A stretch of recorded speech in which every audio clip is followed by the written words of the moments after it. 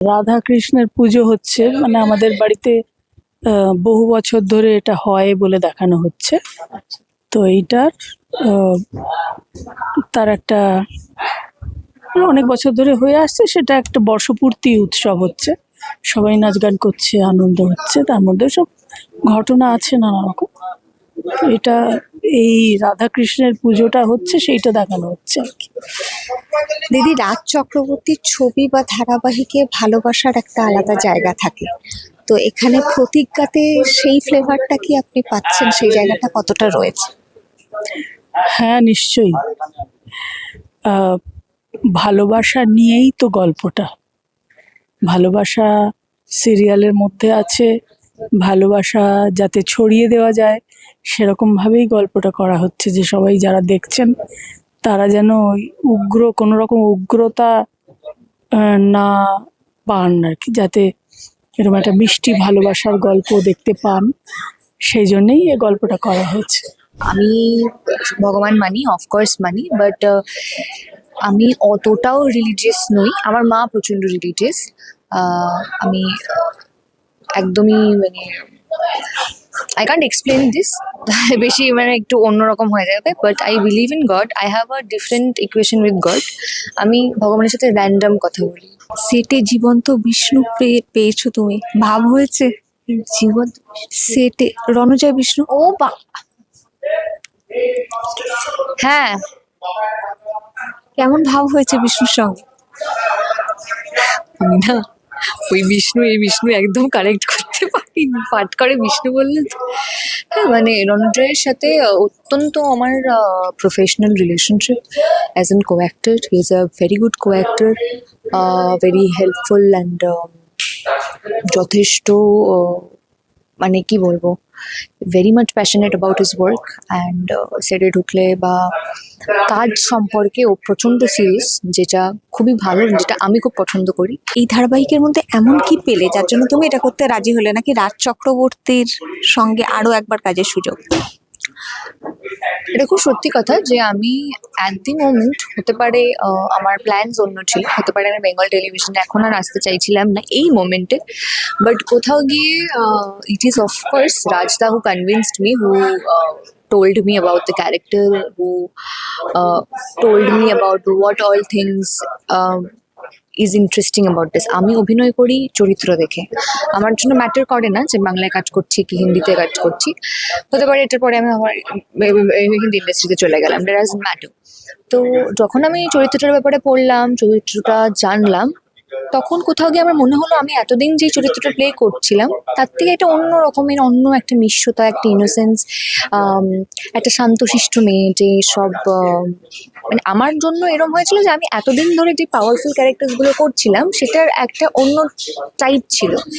এই পাওয়ারফুল ক্যারেক্টারটার একটা অন্য টাইপ, একটা অন্য ভিশন, একটা অন্য পার্সপেক্টিভ, যেটা আমাকে খুব মানে নিজেকে আমি খুব ইমপ্রেসড ফিল করেছিলাম এই ক্যারেক্টারটা থেকে।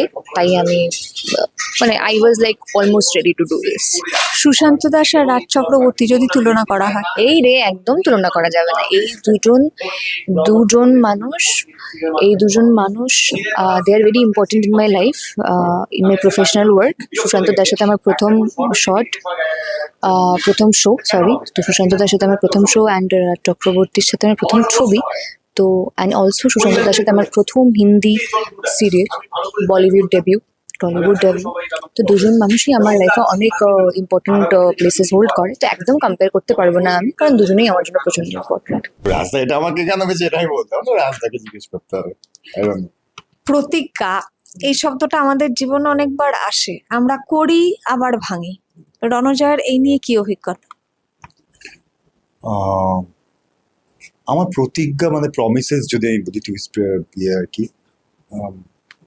খুবই ঠুনকো হয়ে গেছে আজকালকার দিনে। It's better do not make any promises, because if you are not able to keep it, don't make any promise. Because যে প্রমিস ভাঙছে তার কাছে সব সময়ের জন্যই কিছু না কিছু কারণ থাকতেই হবে। আর যার কাছে প্রমিসটা ভাঙছে সে সেই মুহূর্তে অসহায়, কারণ তার কাছে সেই বোঝার জায়গাটাই হয়তো অনেক পরে তৈরি হচ্ছে যে কি কারণে প্রমিসটা ভাঙে। সে বুঝতে বুঝতে সামনের মানুষটা প্রমিস ভেঙে এত দূরে চলে যায় যে সেখান থেকে আর ফিরে আসা এবং সমস্ত কিছুটা খুব বাজেভাবে কেটে যায়। ইটস বেটার কে don't make any promises, false promises rather, you should not do. এবং আমার এটা খুব ছোটবেলা থেকেই মনে হয় যে if you can not keep your words, don't say it. আচ্ছা, এই বিষয়ে আবার একটু পরে আসবো, তার আগে জিজ্ঞেস করে নিই যে এর আগে আমরা রাফ অ্যান্ড টাফ পুলিশ অফিসারের ভূমিকায় দেখেছি, খুব ভাবগম্ভীর আমরা দেখেছি যে ব্যবসায়ী, তারপরে আইনজীবী। কোন পেশাটা, এতগুলো পেশার মধ্যে কোন পেশাটা এখনো পর্যন্ত ফেভারিট? আমি এরমভাবে ভাবিনি কিছু, একদমই ভাবিনি। যখন যেটা দেওয়া হয়েছে আমি সেটা খুব এনজয় করেছি, এখন যেমন এটা খুব এনজয় করছি। আমার কাছে ম্যাটার করে সত্যি কথা বলতে যে আমি যে কাজটা করতে যাচ্ছি সেখানে কি এনভায়রনমেন্ট রয়েছে, আমার ডিরেক্টর, আমার বাকি টিম কীরকম রয়েছে, আমার কো অ্যাক্টার্সরা কীরকম রয়েছে, আর আমি মাস গেলে কত টাকা পাচ্ছি। It's very important, that's it. কিন্তু সবটাই আমি, হ্যাঁ ঠিক আছে যা হচ্ছে আমি কারণ আমাকে একবার খরাজাদা একটা দারুণ কথা বলেছিল যে সব কিছু ধর খুব ভালো ভালো আছে, তোর তো কাজ অনেক কমে গেল, সব কিছু খুব খারাপ খারাপ আছে, নাও ইটস ইউর জব, সেটার মধ্যে থেকে ভালো কিছু করে দেখা মজা পাবে। আমার ওটা জীবনের মন্ত্র হিসেবে নিয়ে নিয়েছে। কিন্তু কালো কোট আর গলায় সাদা বো বাঁধার আগে তো একটা প্রস্তুতি নিতে হয়। অবশ্যই, মানে সেটা না আমার মনে হয় যে আমরা যে কোর্ট সিনগুলো করি সিনেমা এবং serial, in both the cases অনেক বেশি অতিরঞ্জিত হয়। অরিজিনাল কোর্টে এরকম ভাবে কোনো কথাবার্তা হয় না। মানে আমার শ্বশুর উকিল, ঠিক আছে, উনি দেখে খুব মজা পান যে একটা আচ্ছা হাসেন, মানে খুব স্বাভাবিক। অরিজিনাল কোর্টের পুরো বিষয়টাই অন্যরকম হয়। শুনেছি অরিজিনাল কোর্টে যাহা বলিব সত্যি বলিব, এরকমও কিছু বলা বা পড়ানো বোধ হয়। জিজ্ঞেস করিনি, সেটা আমাকে জিজ্ঞেস করে দেখতে হবে যে ওরকম কিছু হয় কিনা। বাট একটা বক্সের মধ্যে সবটা হয়, খুব মিনিমাম লোকজন থাকে, ওরকম ভাবে কাট করা ফাট করা টাইপ ওরকম সেই ব্যাপারটা অনেক লোয়ার ডিভিশনে কোর্টে হতে পারে, হাইকোর্টে তো একদমই না। আচ্ছা, তো তাহলে শ্বশুর কি টিপস দিয়েছেন তোমার? না, সিনেমা সিরিয়ালের মধ্যে শুধু শুধু প্র্যাকটিক্যাল বিষয় ঢোকালে হয়তো মানুষ অত এন্টারটেনও হবে না। খুব কম এরকম হিন্দি ছবিতে আমি দেখেছি যে, ব্রিটিশ ছবিতে তাও আমি দেখেছি যে একদম প্রপার কোর্টের সেট আপ এবং সেই নিয়ে কাজ করা হয়েছে, কিন্তু সেই সেটার জিনিস খুব কম, মানে সেই রকম ব্যাপার স্যাপার খুবই কম হয়েছে।